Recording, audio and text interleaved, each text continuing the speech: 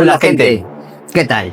Hoy día vamos a conversar sobre cómo impacta el tipo de cambio en las operaciones inmobiliarias, a propósito también de la coyuntura, ¿verdad? Muchas preocupaciones, muchos mitos también, así que hoy vamos a develar algunos. David, ¿cómo afecta el tipo de cambio en el valor real de mi propiedad? A ver, la respuesta corta es no afecta el valor, pero sí la accesibilidad del comprador.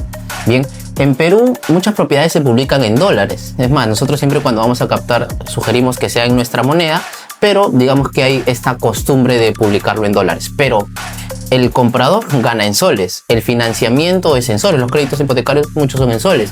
Y el comprador evalúa su capacidad de pago en soles. Entonces, vamos a hacer un ejemplo. Si, por ejemplo, estamos vendiendo un departamento de $150.000 a un tipo de cambio del 3.5, por poner cualquier tipo de cambio, 3.5, en soles sería 525.000 soles. Si ese mismo departamento, en un tipo de cambio, en este escenario con el dólar cambiante, estuviera en 3.9, este departamento estaría a 585.000 soles, ¿verdad? Entonces, el inmueble es el mismo, pero para el comprador es 60.000 soles más caro. Entonces, si el dólar sube, la cantidad de compradores filtrados va a disminuir, tu departamento va a ser más caro frente al comprador y obviamente el tiempo de venta se va a incrementar. Por el contrario, si baja vas a tener más opciones, el tiempo de venta se va a reducir, vas a tener muchas más opciones de cerrar la venta antes, ¿no? Jorge, una siguiente consulta es ¿cómo afecta el tipo de cambio con el pago del impuesto a la renta? Independientemente de que el precio se estipule en dólares, de compra, de venta, los impuestos se pagan en soles. Por lo tanto, tiene que haber necesariamente una conversión. En este caso hablamos puntualmente de impuesto a la renta de segunda categoría por la transferencia de bienes inmuebles de una persona natural. Vamos a establecer los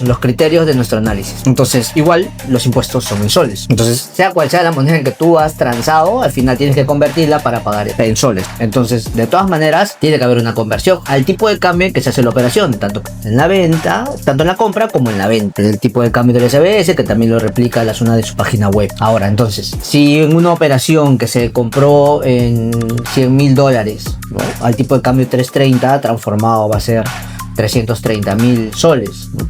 Si llegamos a vender los $150.000 a un tipo de cambio 3.90 porque el tipo de cambio subió, va a ser 585.000 soles. La diferencia es 255.000, el 5% es alrededor de 12.750, ¿no? Entonces, esa va a ser una operación normal. Ahora, si el tipo de cambio se modifica, ¿no? Si el tipo de cambio, digamos, si fuera 3.30 también que lo vendo y lo compro, no tiene mayor impacto, pero el tipo de cambio al subir vas a recibir más dinero, ¿no? Porque si lo equiparamos al que yo compré, cuando yo compré, que era 3.30, digamos que no hay mayor impacto, pero como ahora el tipo de cambio es 3.90, es como si estuvieses recibiendo más. Por lo tanto, la diferencia entre lo que pagaste, ya actualizado con el índice de corrección monetaria, más entre lo que pagaste y lo que recibiste es mayor. Por lo tanto, el 5% va a ser mayor. Entonces, sí, el tipo de cambio impacta sobre el impuesto que estás pagando.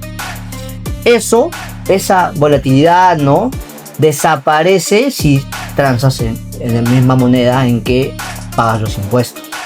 Entonces hay que tener cuidado. Ahora, obviamente depende de la coyuntura, si baja, si sube, el contexto internacional, porque no todo es el tema interno, sino también hay un elemento, un factor internacional que impacta en el tipo de cambio.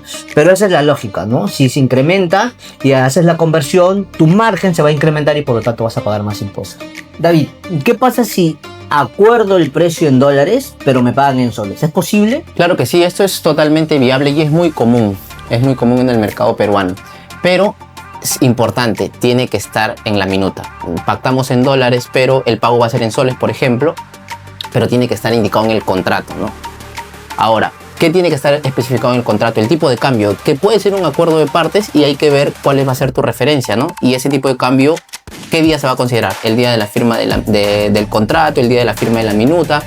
Hay que considerar cuál va a ser la referencia. Nosotros utilizamos el tipo de cambio es de la SBS, es lo que nosotros utilizamos siempre para tener la referencia.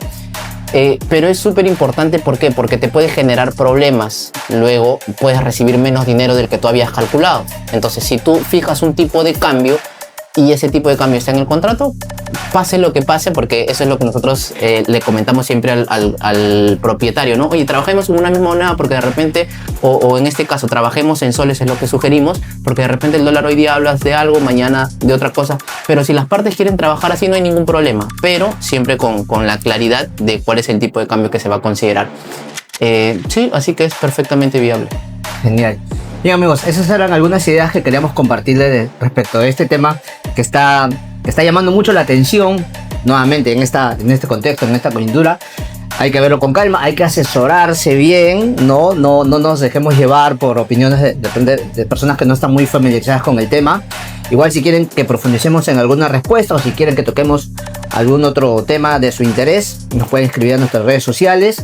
No olviden visitar nuestra página web www.viaris.com y ya nos estamos viendo en un próximo video. Nos vemos. Chao.